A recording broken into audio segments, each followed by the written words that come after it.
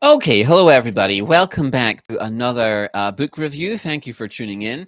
What if the only safe place to shout was a poem?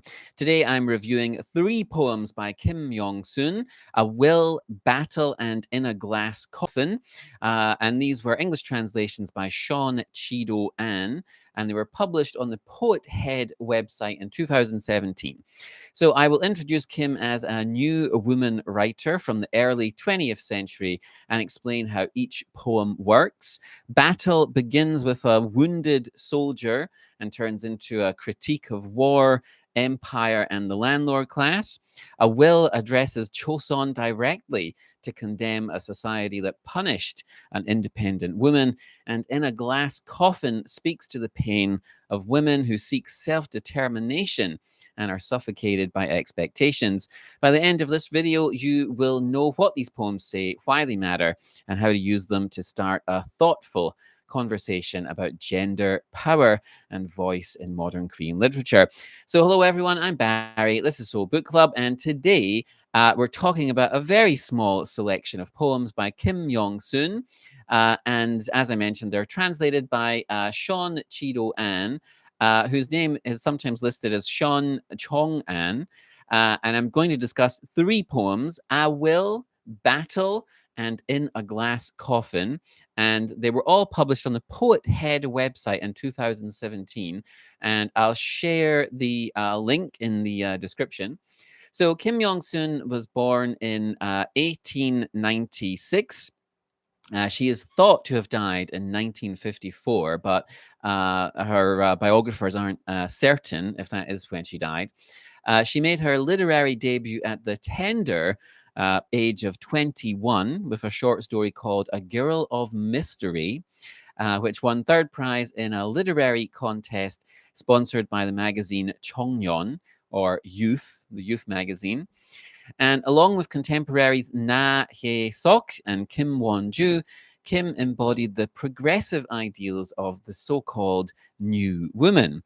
And this was women's economic, social, and sexual freedom and equality. And academic Che Chong writes that Kim was a forerunner to the modern feminist movement in Korea, and she was deeply subversive in her outlook and fought against the patriarchal and restrictive traditions of Korean society. So, can we find evidence of Kim's subversive outlook in the poems that we're reviewing today? We certainly can. The first poem is Battle, originally published in 1924, and it begins like this. There was an old soldier who ploughed a field with his weapon, for he was injured all over from long battles, and thus hated fighting in battles. And we can read this as Kim's critique of Japan's colonization of Korea and the Koreans who armed themselves and fought back. We can also see it as a condemnation of war in general. It was not long after World War I, and we can also see it as a condemnation of imperial invasion in general. The poem progresses, however, in the second stanza to a different focus.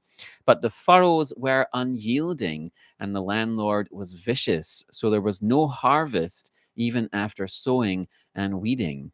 And here we see further analysis of the old man's living conditions as he again suffers under colonialism, the unfair distribution of land, and the exploitative nature of the landlord class. In the rest of the poem, we find Kim lamenting human suffering in general and the cruel unfairness of the world, which she would often come back to in her work. Kim was also angry at how she was treated by her male contemporaries who spread lies and malicious rumors about her. How did this anger manifest itself in her work? So we can see this most clearly in a short poem called A Will, again published in 1924, which I can read in full. Choson, when I part from you, whether you knock me down a creek or yank my blood in the field, abuse me more, even my dead corpse. If this is still not enough, then abuse her as much as you can. When someone like me is born henceforth, then we who despise each other will be parted forever. Oh, you ferocious place, you ferocious place. Throughout her life, she was repeatedly attacked by male colleagues who resented her independence and outlook on life in general. These attacks had a significant negative impact on her career, her health, and her overall life in general. And the only way that she could respond was in these poems such as the one I just read. And this poem points the finger at Korean society, saying that it has beaten her down, abused her, cast her aside. She feels degraded by the ferocious place of her birth country. Another feature of Kim's work was her interest in the way women were treated in Korean society at the time. So, how does she approach this topic? So, the final poem I'll look at is called In the Glass Coffin. Like her previous poem, it exhibits a significant degree of anger towards society for its mistreatment of women. Kim seems to protest against how, on the one hand, society promotes a new idea of what it means to be a woman, but denigrates anyone who actually chooses to live a different life. So, life for such women who attempt this different life is filled with pain. The poem starts with the line, Today I withstood agony again. This is a poem about a woman who searched for self determination and was punished for doing so. Being a woman in Korea at this time is like being a corpse in a coffin. She wanted to work, to study, to love, and was instead suffocated by expectations of the world around her. And in this poem, we can see Kim denouncing a society that punished women for trying to achieve their goals.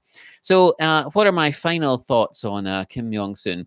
So, Kim was far too radical for her era, and as a result, was subject to numerous attacks and rumors instigated by her male contemporaries.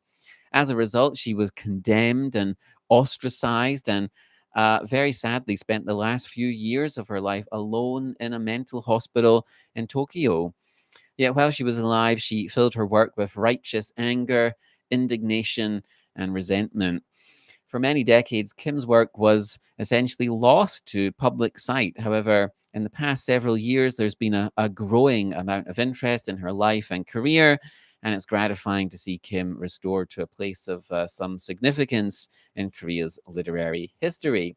So, thank you for watching this short review of Kim Myeong-sun's poems. If this helped you decide what to read or teach, please like the video and subscribe for more focused literature reviews. And if you have any recommendations, please leave a comment. And as always, thanks for watching. Take care, and I'll see you in the next video, which I will do right now.